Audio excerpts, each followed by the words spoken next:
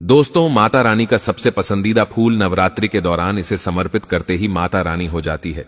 इतनी ज्यादा प्रसन्न कि बिना पूजा पाठ के ही कर देती है आपकी मनोकामना पूर्ण। जैसा कि आप सभी जानते हैं कि 30 मार्च से लेकर 7 अप्रैल तक नवरात्रि का पर्व हमारे हिंदू धर्म में बड़े धूमधाम के साथ मनाया जाएगा और आप सभी थंबनेल पर देख ही चुके होंगे इस दिव्य पौधे के फूल के बारे में। दोस्तों, यह फूल नहीं चमत्कारों की खान है, खान माता रानी का आशीर्वाद दिला देगा।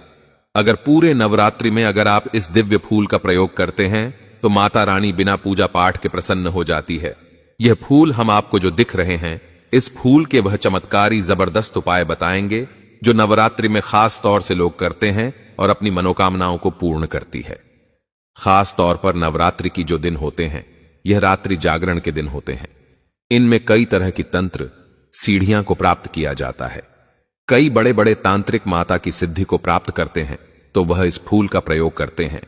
आज वही तंत्र मंत्र प्राप्त करने वाले तांत्रिकों द्वारा किए जाने वाले पूजा पाठ और हमारी धर्मशास्त्र के अनुसार इस दिव्य फूल के बारे में चमत्कारी उपाय आज के वीडियो में हम दिव्या ज्योति चैनल के माध्यम से बताने वाले हैं, जो आप नवरात्रि के किसी भी दिन करके अपनी किस्मत को चमका सकते हैं और माता रानी का विशेष आशीर्वाद प्राप्त कर सकते हैं।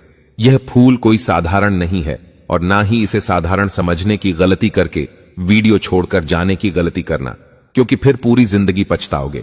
दोस्तों, यह फूल आपको कहीं पर भी मिल जाए तो तुरंत ही देखते ले आना, या फूल नहीं किस्मत चमकाने की चाबी है। चाबी दोस्तों, यह फूल आपके हर कामनाओं को पूर्ण करने की शक्ति रखता है। बस ध्यान से इस फूल का सही प्रयोग आपको आज इस वीडियो के माध्यम से जान लेना है और इस दिव्य पौधे के फूल का प्रयोग नवरात्रि में जरूर से कर लेना। देखिए कैसे आपका भाग्य उदय हो जाता है। माता रानी आपके घर में ही आ जाती है और आपके पूरे घर में पूरे साल माता रानी की कृपा बनी रहती है। घर का एक एक सदस्य लाखों नहीं करोड़ों में कमाने लगता है और माता रानी की दिव्य शक्तियों को प्राप्त कर लेता है। हमेशा माता रानी का आशीर्वाद बना रहता है।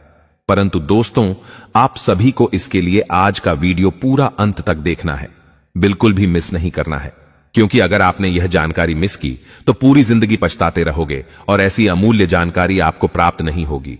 इसीलिए हम बहुत ही मेहनत के बाद आपको नवरात्रि से पहले यह जानकारी बता रहे हैं, ताकि आप सही समय पर इसका सही से प्रयोग कर सके और माता रानी को प्रसन्न करके अपने घर में माता रानी की कृपा को प्राप्त कर सके।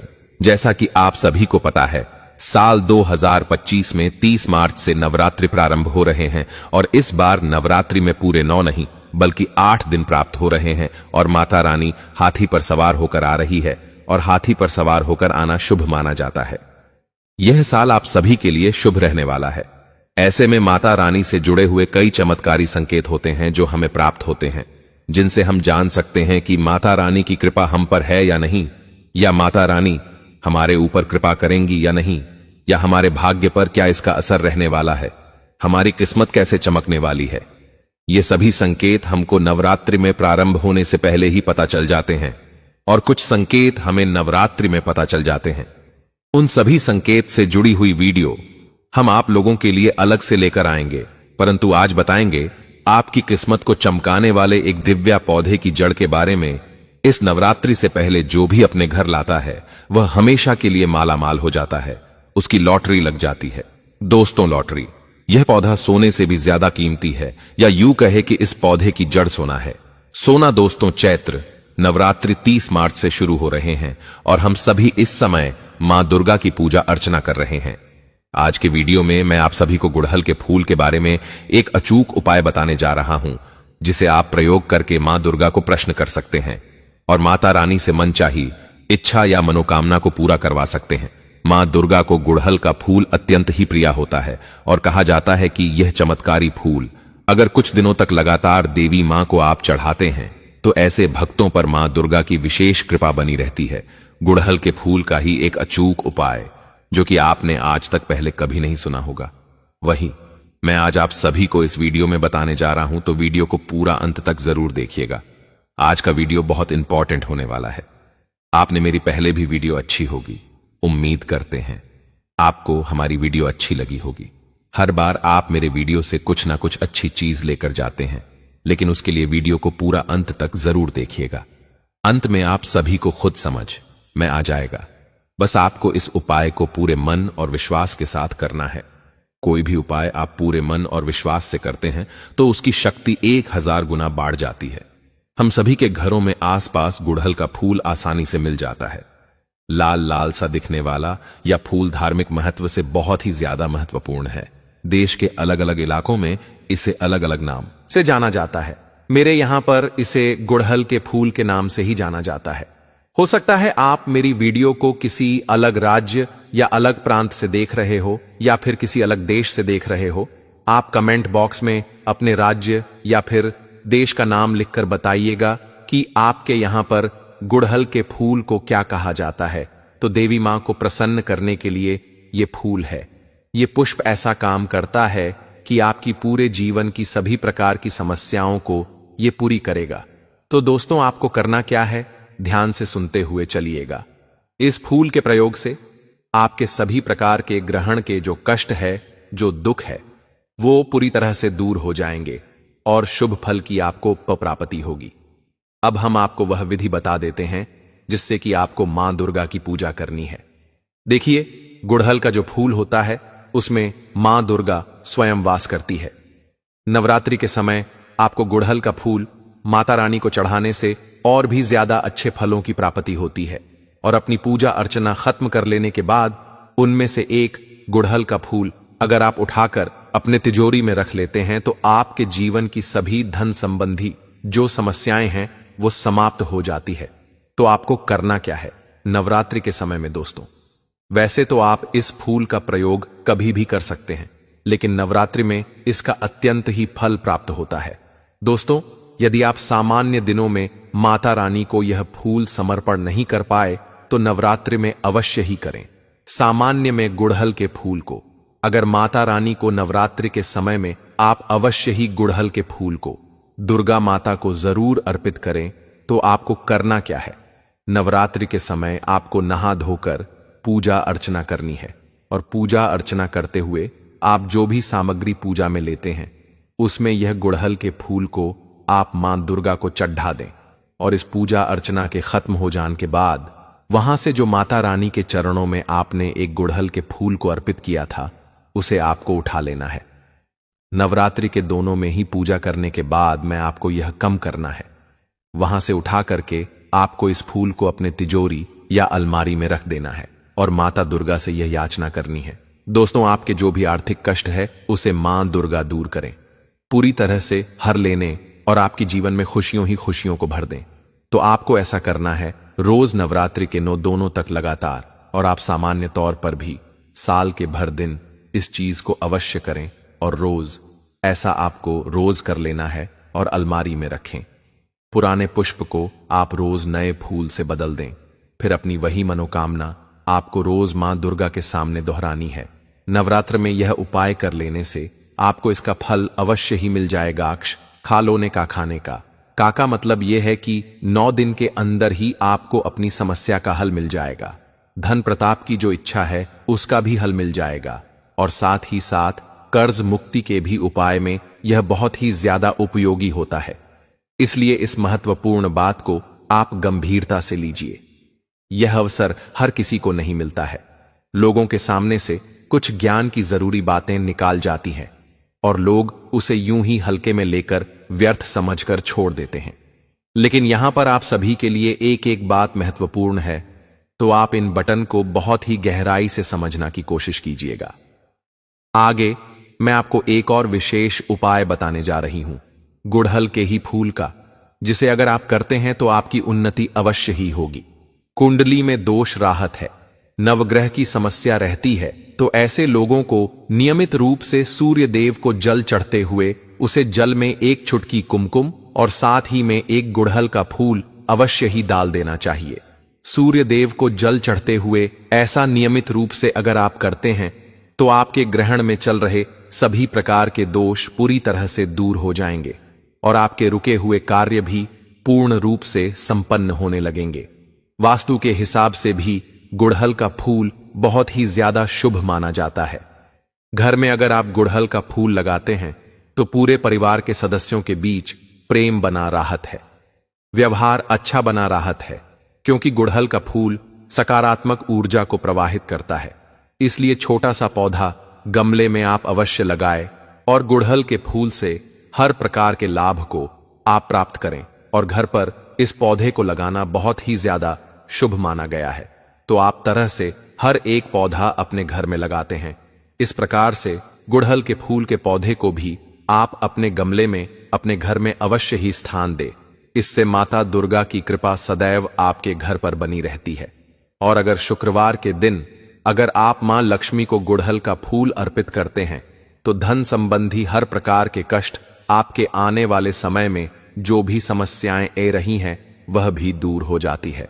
समय से पहले आपकी हर प्रकार की परेशानियां दूर होने लगती हैं।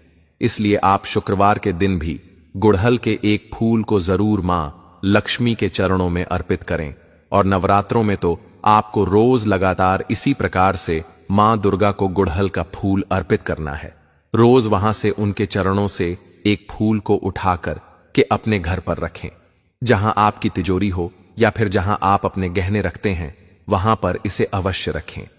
डेली आपको इस पुष्प को बदलना है और पुराने पुष्प को आप किसी भी बहते हुए जल में अर्पित कर दें। बस इतना ही उपाय आपको करना है। सुबह के समय में आप इस उपाय को अवश्य रूप से कीजिएगा। इस प्रकार से आप नॉर्मल रूप से, सामान्य रूप से पूजा करते हैं, इस प्रकार से कीजिएगा। लेकिन साथ ही साथ गुड़हल के फूल को आप जरूर ही मां दुर्गा के चरणों में, महालक्ष्मी के चरणों में अर्पित कीजिएगा। आपकी सभी प्रकार के कष्ट को मां दुर्गा, मां लक्ष्मी हर लेगी। संसार में बहुत तरह के वृक्ष पाए जाते हैं और सभी वृक्षों का अलग अलग महत्व होता है।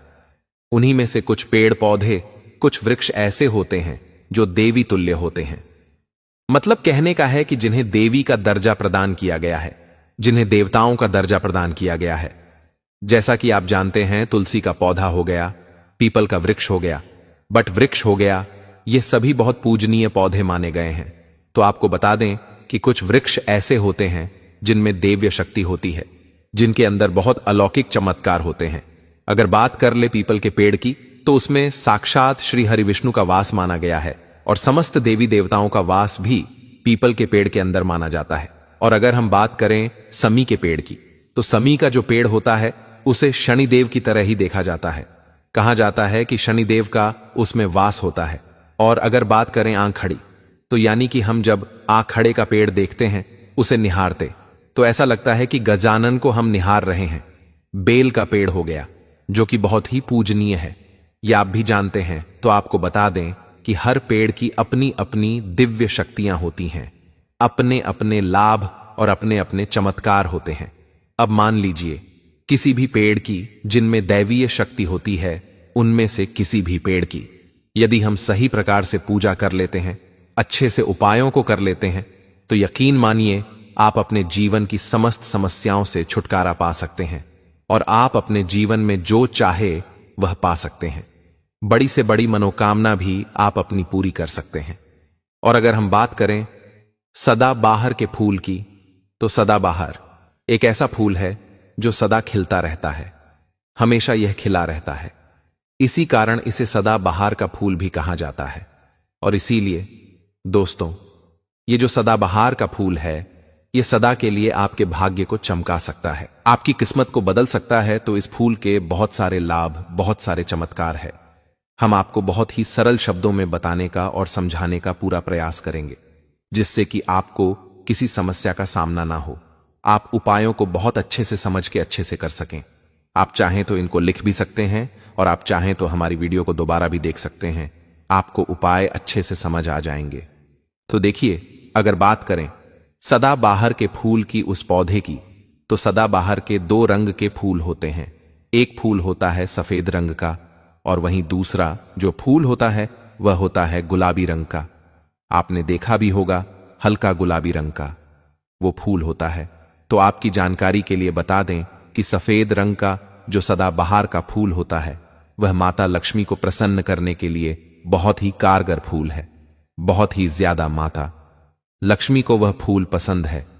और गुलाबी रंग का जो सदाबहार का फूल होता है, वह भी माता लक्ष्मी को अति प्रिय होता है, क्योंकि गुलाबी रंग तो माता रानी का सबसे ज्यादा प्रिय रंग है।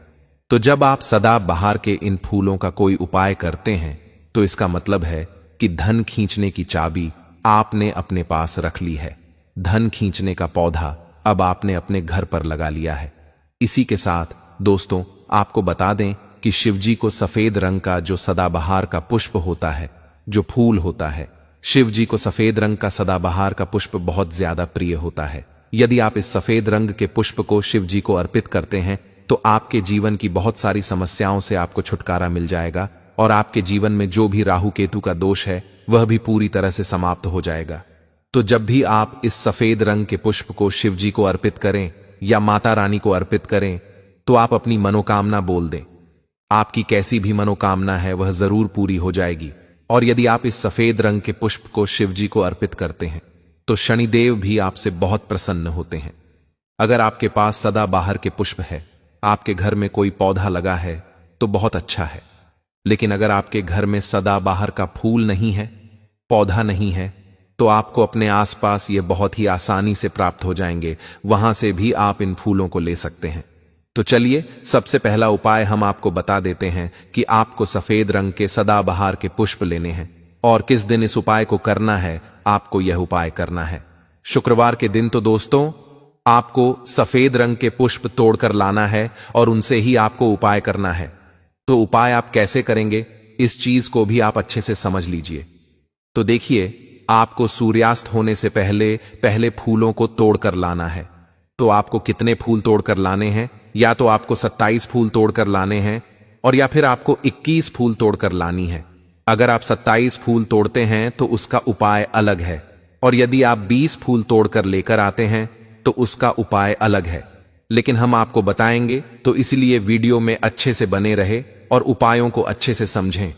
तो अगर आप 27 फूल तोड़कर लाए हैं सफेद रंग के, ठीक है ना, सदाबहार के 27 फूल सफेद रंग के यदि आप तोड़कर लेकर आए हैं, जब आप 27 फूल सफेद रंग के सदाबहार के तोड़कर ले आएंगे, उसके बाद आपको अपने घर के मंदिर के पास आना है और आपको लेना है एक दिया और लंबी बाती का आपको एक दीपक जलाना है।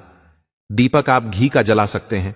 उसके बाद आपको एक लाल रंग का छोटा सा कपड़ा लेना है और लाल कपड़ा वहां मंदिर में आपको बिछा देना है। अब आपको मौली के धागे से लपेटकर इन फूलों की माला बना लेनी है। तो आपने जो 27 फूलों की माला बनाई है, उस माला को आपको माता लक्ष्मी को अर्पित करना है, उनको पहनाना है। लेकिन जब आप यह माला पहनाए उससे पहले आपको 27 बार लक्ष्मी मैया के किसी भी मंत्र का जाप करना है।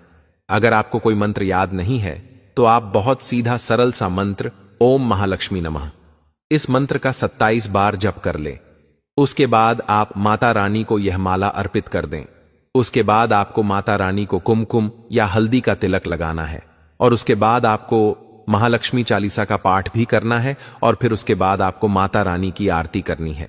इस बात का ध्यान रहे कि जब आप चालीसा कर लेंगे उसके बाद आपने जो लाल कपड़ा लिया है उस पर आपको हल्दी से एक स्वास्तिक बनाना है और उस लाल कपड़े पर आपको जो स्वास्तिक आपने बनाया है उस स्वास्तिक के ऊपर यदि आपने 21 फूलों की माला मां माता रानी को अर्पित करी है तो 21 चावल के दाने आपको उस स्वास्तिक पर रखने हैं। और अगर 27 फूलों की माला आपने माता रानी को अर्पित की है तो 27 ही चावल के दाने आपको उस स्वास्तिक पर रखने हैं। लेकिन ध्यान रहे कि चावल बिल्कुल भी टूटा फूटा खंडित नहीं होना चाहिए। और जब आप चावल स्वास्तिक पर डालेंगे तब भी आपको ओम महालक्ष्मी नमः का जप भी करना है। इसके साथ ही साथ अब जो माला आपने माता रानी को अर्पित की थी वही माला आपको इस स्वास्तिक के ऊपर रख देनी है। अब इसके बाद आपको माता रानी के मंदिर से सिंदूर लेकर आना है और आप चाहे तो घर का सिंदूर भी रख सकते हैं। अब आपने जो माला रखी है उस लाल कपड़े पर, उस माला पर आपको वह सिंदूर छिड़क देना है। अब इसके बाद आपको उस लाल कपड़े की पोटली बना देनी है और इसके बाद दोस्तों आपको उस पोटली को उसी दिन, ठीक है ना, शुक्रवार के ही दिन रात्रि के समय में उस पोटली को रख देना है अपने धन रखने वाले स्थान पर, अपनी तिजोरी में। दोस्तों आपको बता दें, यह उपाय आपको रात्रि के समय करीब 8 बजे के आसपास आपको करना है। वैसे तो आप सूर्यास्त के बाद कभी भी इस उपाय को कर सकते, मगर आप 8 से 9 के बीच करते हैं तो बहुत ही उत्तम रहेगा। अगर आप 21 माला का उपाय यह कर रहे हैं तो आपको यह उपाय लगातार 5 शुक्रवार को करना है। मतलब एक शुक्रवार कर लिया, फिर उसके बाद दूसरे शुक्रवार कर लिया, तीसरे कर लिया, चौथे कर लिया, 5वें लगातार जो शुक्रवार पढ़ेंगे, 5 शुक्रवार तक आपको लगातार इस उपाय को करना है। और यदि आप 27 फूलों वाला उपाय कर रहे हैं तो आपको लगातार 4 शुक्रवार करना है। तो देखिए, उपाय चाहे आप 4 शुक्रवार कर रहे हैं या 5 शुक्रवार कर रहे हैं, आप इस बात का ध्यान रखें कि आपको अलग अलग पोटली नहीं बनानी है। आपने जो सबसे पहली पोटली बनाई है उसी पोटली को आपको लेना है। माला तो आपको हर बार नई लेनी है, चावल भी आपको हर बार नए लेने हैं, लेकिन उसी पोटली के अंदर आपको उन सारी चीजों को रखते चले जाना है। अब देखिए, 5वां जो शुक्रवार होगा, चाहे 5 शुक्रवार आप यह उपाय कर रहे हैं या 4 शुक्रवार कर रहे हैं, तो जो 5वां शुक्रवार होगा उस 5वें शुक्रवार को आपको इस पोटली को लेना है और आपके घर में जहां पर भी मिट्टी हो, मान लीजिए आपके घर में कहीं पर भी मिट्टी है तो वहां पर आपको इसको मिट्टी में दबा देना है। और अगर मान लो आपके घर में मिट्टी कहीं पर भी नहीं है, पूरी जगह पर आपका फर्श है, तब आपके घर में गमला तो जरूर होगा, तो आप इसे गमले में दबा दीजिए। और आप इस चीज का पूरा ध्यान रखें कि आपको पोटली को पूरी तरीके से नहीं दबाना है। आपने पोटली के अंदर जो माला रखी थी, जो चावल रखे थे, उन चीजों को आपको मिट्टी के अंदर डालना है। कपड़े को आपको मिट्टी के अंदर नहीं डालना है। जो लाल कपड़ा लिया है उसको आपको नहीं डालना है। तो दोस्तों, यह उपाय बहुत आसान है, बहुत ज्यादा कठिन उपाय नहीं है। और यदि आप इस उपाय को कर लेते हैं, फिर आपके जीवन में धन से जुड़ी जो भी समस्या है वह तो समाप्त हो ही जाएगी। आपके जीवन में धन आने के बहुत सारे मार्ग भी खुल जाएंगे, बहुत सारे रास्ते आपके जीवन में खुल जाएंगे, जहां से आपको धन प्राप्त होता रहेगा। और जो धन आपको प्राप्त होगा उसमें निरंतर आपको वृद्धि भी देखने को मिलेगी। और आपको बता दें, इस उपाय को करने से आपके घर में स्थिर लक्ष्मी का वास होगा। तो देखिए, यदि आप 5 शुक्र वाला उपाय कर रहे हैं, 5 शुक्रवार वाला, तब तो आपको छठे दिन यह प्रक्रिया करनी है, छठे शुक्रवार को। और यदि आप 4 शुक्रवार वाला उपाय कर रहे हैं तो आपको 5वें शुक्रवार वाले दिन इस प्रक्रिया को करना है। ठीक है ना? इस बात को आप पूरी तरह से समझ लीजिए। तो दोस्तों, ये तो था पहला उपाय जो हमने आपको बताया। बहुत सरल शब्दों में हमने बताने का पूरा प्रयास किया है। अगर आपको फिर भी समझ में नहीं आया है तो आप कुछ भी हमसे कमेंट सेक्शन में पूछ सकते हैं। चलिए अब बात कर लेते हैं दूसरे उपाय की। अगर मान लीजिए आपकी कोई विशेष मनोकामना है और आपकी कोई मनोकामना आप चाहते हैं कि पूरी हो जाए और बहुत लंबे समय से, बहुत ज्यादा वक्त से आपकी वह समस्या बनी हुई है, आपकी कोई मनोकामना है जो पूरी नहीं हो पा रही है, तो आपको यह सरल सा उपाय जरूर कर लेना चाहिए। चाहे आपकी कैसी भी मनोकामना हो। जैसे मान लीजिए आपके जीवन में संतान सुख आपको प्राप्त नहीं हो पाया है और आप चाहते हैं कि आपको संतान की प्राप्ति हो जाए, या फिर आप एक अच्छे जीवन साथी की कामना करते हैं, आपके विवाह से जुड़ी कोई समस्या है, धन से जुड़ी कोई समस्या है। कहने का मतलब है कि हर प्रकार की समस्या का उपाय है यह एक छोटा सा उपाय। तो दोस्तों, यह उपाय बहुत ही ज्यादा खास उपाय है। क्यों? क्योंकि यह आपकी हर प्रकार की समस्या को समाप्त करता है और आपकी जो भी मनोकामना है उसे पूरी करता है। इसीलिए यह उपाय बहुत ही ज्यादा खास हो जाता है, इसका महत्व बहुत ज्यादा बांट जाता है। तो इस उपाय को करने के लिए आपको लेने हैं सदाबहार के 9 गुलाबी रंग के फूल। ठीक है ना? हम आपको फिर से बता देते हैं कि सदाबहार के गुलाबी वाले फूल आपको 9 लेने हैं और इसी के साथ आपको तांबे के पात्र में, तांबे के लोटे में जल लेना है और यह उपाय करना है आपको सोमवार के दिन। तो यह उपाय आपको सुबह के समय करना है। सुबह जल्दी उठकर स्नान आदि करने के बाद आपको स्वच्छ वस्त्र धारण करने हैं और तांबे के लोटे में आप पूरा जल भर लीजिए और उस तांबे के लोटे में आप उन फूलों को डाल दीजिए जो 9 फूल आपने लिए हैं, गुलाबी रंग के सदाबहार वाले फूल। और उसके बाद आपको शिवजी के मंदिर में जाकर, शिवालय में जाकर ओम नमः शिवाय इस मंत्र का जाप करना है पूरे 108 बार। और आपको बता दे, आप श्री शिवाय नमस्तुभ्यम इस मंत्र का जब भी कर सकते हैं तो आपने जो जल लिया है और जो फूल उसके अंदर डाले हैं वो दोनों आपको शिवलिंग पर अर्पित कर देने हैं, चढ़ा देने हैं। और ऐसा करते समय जब आपकी जो भी मनोकामना है उसको आप बोल दीजिए। यह उपाय यदि आप कर लेते हैं तो आपकी कितनी भी बड़ी मनोकामना हो, चाहे कैसी भी समस्या हो, वह समाप्त हो जाएगी और आपकी मनोकामना पूरी हो जाएगी।